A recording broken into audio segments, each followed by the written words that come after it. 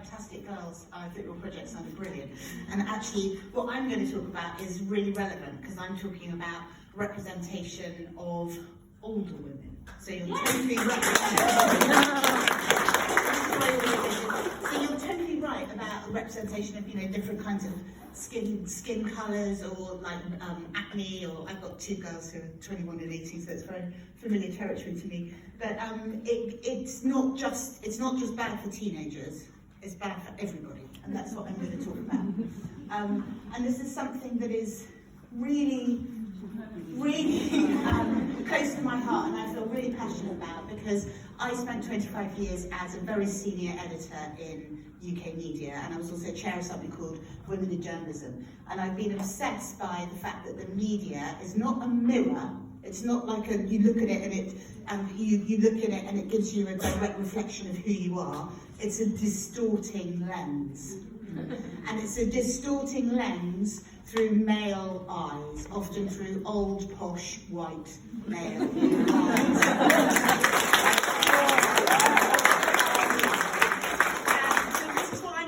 About, because I'm really passionate about this, and I also really know what I'm talking about because I had a front row seat. I was in the front of the juggernaut of the mainstream media for 25 years. I edited the Sunday Times magazine. I was the editorial director of the Sunday Times. I was an interviewer. I've interviewed everyone from time. We'll get onto this in a sec. Anyway, so when I talk about the media, I really have sat inside it and felt it and been in the rooms and made the arguments. So now I run something called Noon. I talk about queenagers. Queenagers are women like 45 plus, midlife queens, living their best lives.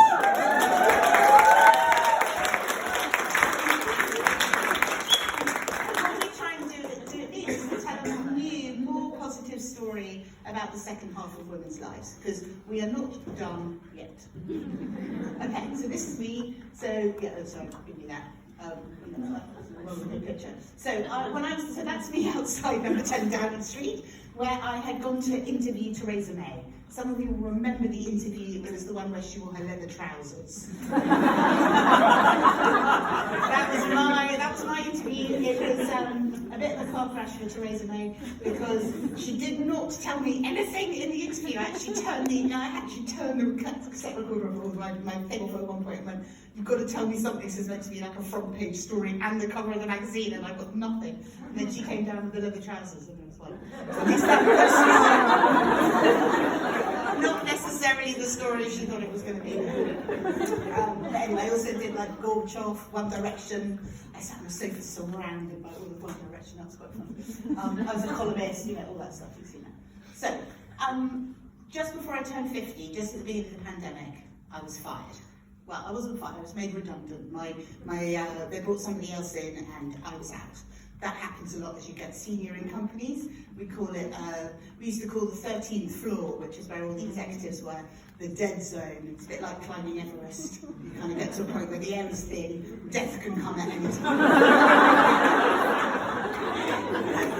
So I thought I was all going rather well, it was great. I was this big journalistic honcho, and then I wasn't.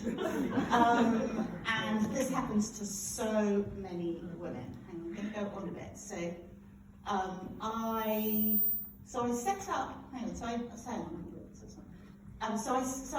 I left the Sunday Times. I had been there since I was 26. I was very sad. My children would say things like, "What's the mum weather like today?" Drizzle, rainstorm, full-on thunderstorm. I can joke about it now, but it wasn't particularly fun. Because what happened was my whole identity had been wrapped up with doing this job, and then suddenly I was out of the job, and I really had no idea who I was. And I looked around me, and I remember Googling midlife redundancy, and all I got was the HMRC website. the tax number for those who haven't had to fill in their tax yet. And let me tell you, it was not the kind of inspiring content that I was after. So I had a good look around me, and I've always believed that it's important to be the change that you want to see in the world. And I looked around and I couldn't see anything that was telling a more positive story about women. And I started looking at it, and we are now all quite likely to live till we're 100. And then I thought, 100, I'm 50, that means it's only lunchtime. And I feel like, I wrote this article for the Telegraph about being made redundant and how awful I felt.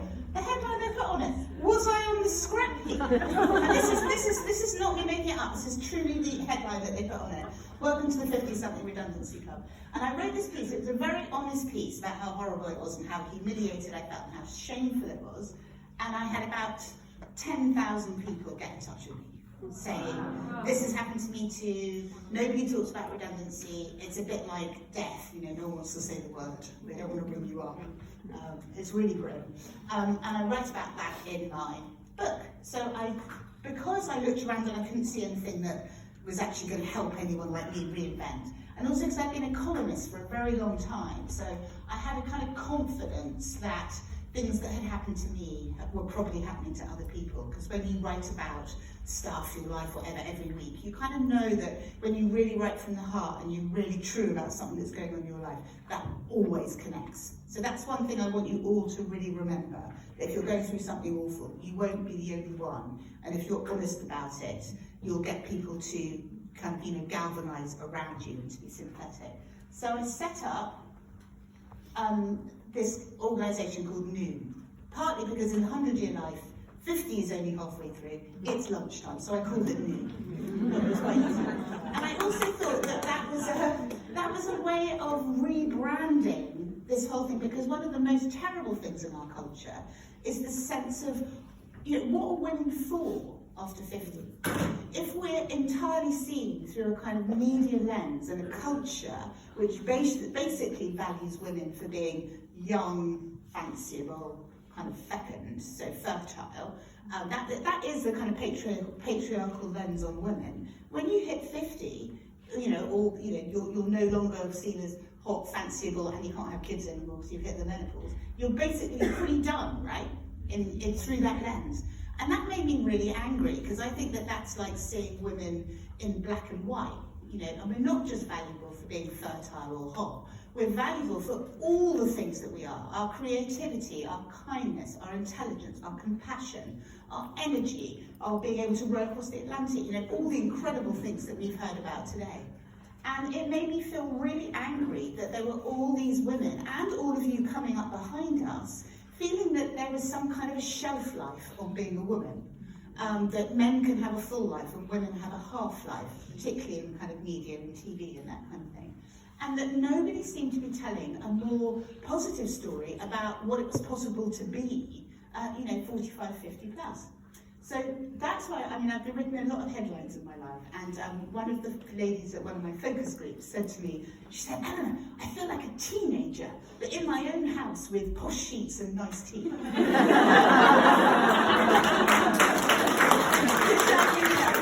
then there was another woman who said to me, you know, I'm in my 60s and I feel like I'm just getting the hang of this life thing. I keep thinking, don't walk out in front of a bus and, like, you know, mess it all up. You know, I'm just getting the hang of it. And I also spend a lot of time in Jamaica, where they talk about all the women often as queens, and I love that. So in my stupid kind of headline writing brain, I came up with Queenager, which I thought was a really good description of how it felt to be kind of 50 and setting out on a whole new path. And also, in the 100-year life, we're all going to have to keep pivoting. I'm looking at my daughter who's just left university, and she's in that wonderful phase where you are in your early 20s, where you're kind of looking around and going, what am I going to be? And she's a bit scared about, you know, what am I going to be? But I think that there's this amazing opportunity when we hit midlife, where we get that again. Because basically, whatever we've been between the ages of about 25 and 50 kind of comes to an end after that. You know, if you've been super successful at your career, which I had, it can still all end in chaos. You know, it's absolutely not a given that it's all going to be all right. And also, as we all live for longer, we're going to all have to change and pivot and do different things. So I now run a community of women called Noon, home of the Queenager, which is, and we run retreats and events, and we do lots of, this is us at a Queenager night about finance. This was the winning team who'd won a big prize for about money. This is one of our circles in Surrey. I'm a big believer about getting people into cold water, partly because I love it and it was what saved me after my own defenestration from the Sunday Times, but also because I find that if we are going to change, if you're going to move from being what you have been to something new, you've got to go into uncharted territory.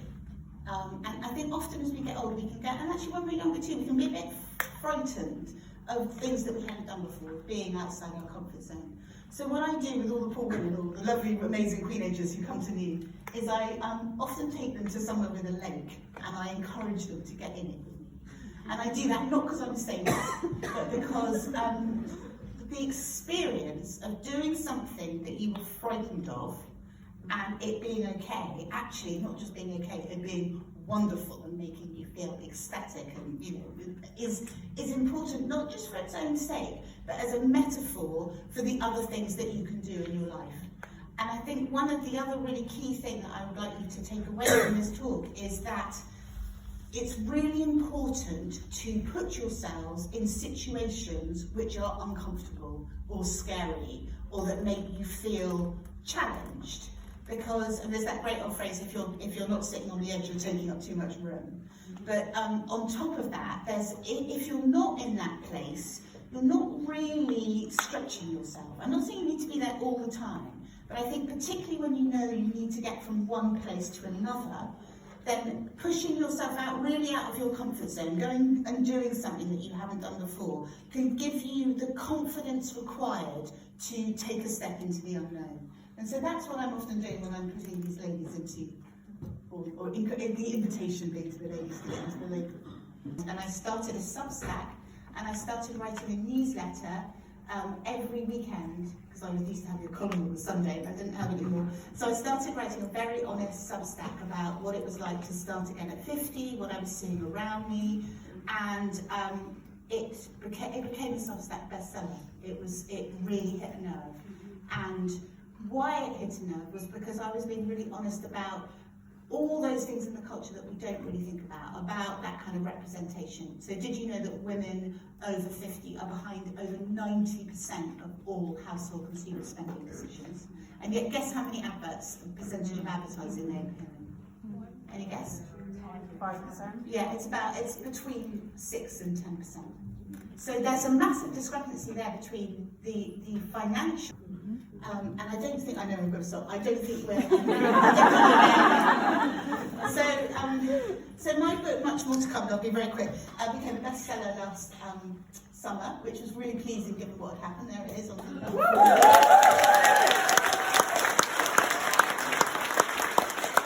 And our motto at Noon is much more to come, which is partly why we did this. But what I really want all of you to realise, we did this massive piece of research, I don't know if you've had a chance to think about, talk about, which is about how women at this point go through a whole load of things. But what's crucial is that midlife is not a crisis, it's a chrysalis. That we go through all this stuff at around 50, but actually what we found is that the women who'd been through the most ended up the happiest, because they'd shed the stuff they no longer needed in their lives, and then they ended up in a place where they had a life that they'd chosen that was resonant for them.